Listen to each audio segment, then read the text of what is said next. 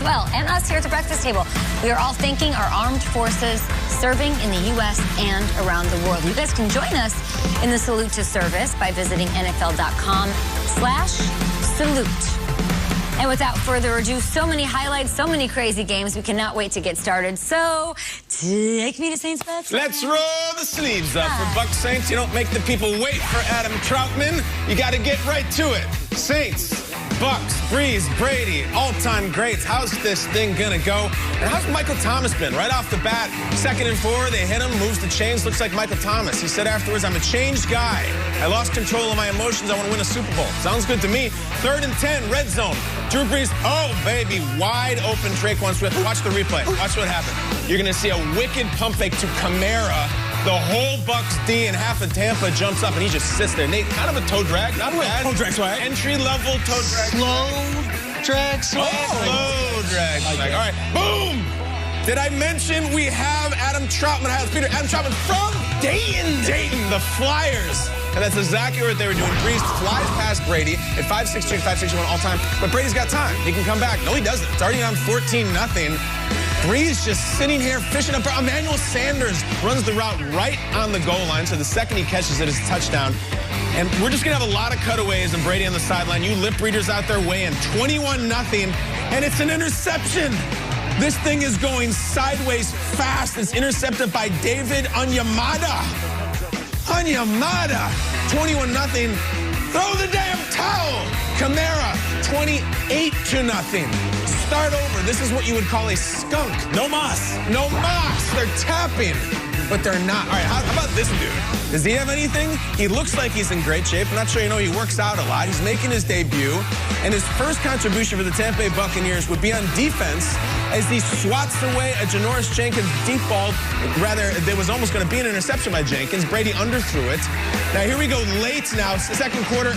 Just, that's what I said. He's forcing it. Watch on the replay. You can see AB not on the hashtag same page. He pulls up. The route comes short.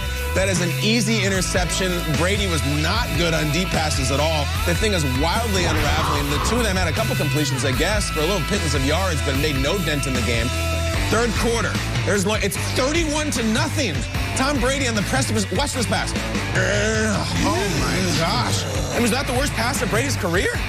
I'm not exaggerating because this was the worst loss of his career. We're still going.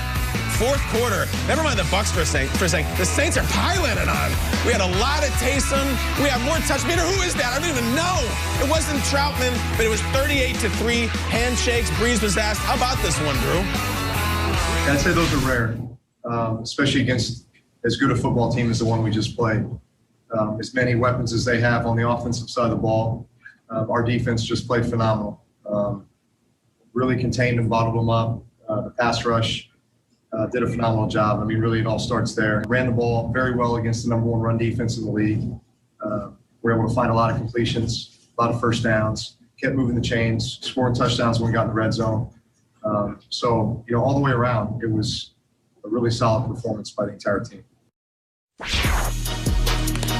Solid performance is something. I'm reading the headlines. USA Today, obliterated, decimated, butt whipping like one we've never seen so far this season and in Brady's career.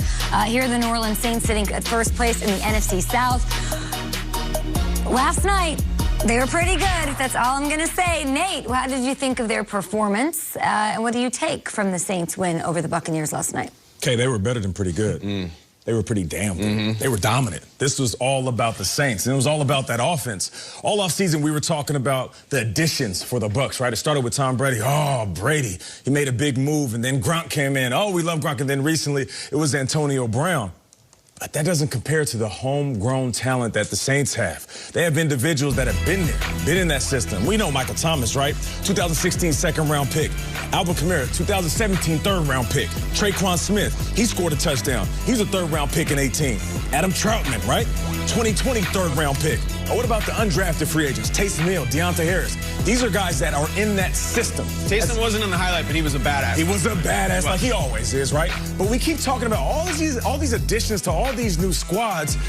And all along, Sean Payton, this offense for the Saints, they have guys that are in this system that are their guys. There's certain teams that can walk on the field, and they are just good because of the talent that they have every single day at practice. And when they stepped on the field, I didn't see a group of guys that were scared of the Bucs. I saw a team that was looking at the Bucs saying, no, we're the big brothers of this division. You might have added some new pieces, but this is who we got, and we've been here. It's like the Bucs were a family that are just mashed together. The Saints are a family that been together, and that's a big difference. And the reason why this was a dominant performance is because that's 2 butt kickings already this season. And we can sit here and compliment Tom Brady as much as we want, but these were 2 of the worst losses of his career. We're talking the beginning of the season and now. It was embarrassing. Shout out to the Saints. They get all the praise this morning. You know, yesterday I'm watching all the Sunday pregame shows, and I'm sure you've seen it on Twitter. Everybody on the NBC show, from Liam McHugh to Dungy to Trico, 8 people, Buccaneers are going to win. Everyone on the NFL Network pregame show taking the Buccaneers to win. Everyone except on Cynthia Freeland. Well, I was going to say, and everyone on ESPN. And then Cynthia Freeland is the only person I saw, the only analyst on the Great Sunday job, pregame Cynthia. show. But no, my point is this. In any game, I've never seen it so lopsided one way. I'm talking if the Chiefs played the Jets, there would at least be 2 people saying, Jets are going to win this game. Yeah. For Cynthia, 1 out of 30 people picking the game on Sunday, and then to go out and do that. And can I just see the Taysom Hill stuff? Because it's not in the highlight. It was really cool. Taysom Hill is running over, but #1 rush defense in the league, right? They must be so tough. Taysom lowering his shoulder, running over guys, jumping over guys, and Collinsworth says it. He says, I think he might be the most intimidating runner in the entire league, because when he lowers that shoulder, he's so much tougher and bigger than you imagine. They play that way on the field. They knew they had the psychological edge there. And then after the game, Marshawn Lattimore, I love it. They also have actual beef with the Bucs. This is the tweet. Mike Clay from ESPN comes out and says, 2 targets, no receptions for Mike Evans the last 3 times they played. Marshawn Lattimore, better luck next year. We're not going to see you in January. Better luck next year. Yeah, next season. They walk the walk, and then whether you like it or not, they talk that talk, and they are not scared to do it. The Saints have something up here over the Bucs, and they proved a lot of people wrong. Yeah, Kamara tweeted last night just a yawning emoji. That wasn't too hard. We asked the question last week, who do you like in this? Do you like the better team, or do you like the better parts? And Nate, when you're talking about the homegrown talent, the Bucs don't even feel like a family. It's more like a reality show. Just put a bunch of people in a house and see if this thing works. But that's the real world, Kyle.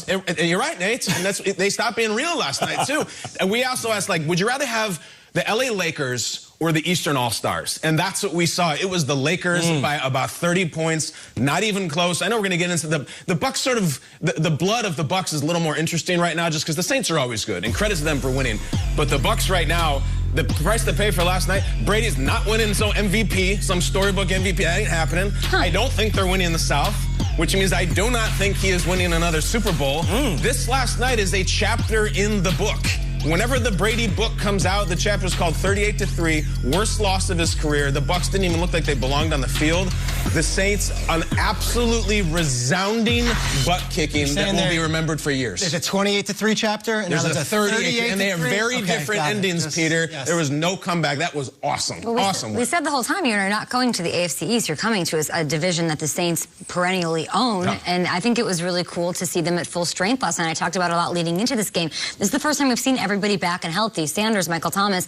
I have been waiting, as cool as that record was last year with Michael Thomas, I have been waiting for the Saints to not rely on him solely to win them games and get them to advance and get them far. And last night, they didn't use Kamara on the ground running. They didn't use Michael Thomas. 12 different players touched the ball in this one, and they really set the tone on that first drive when 7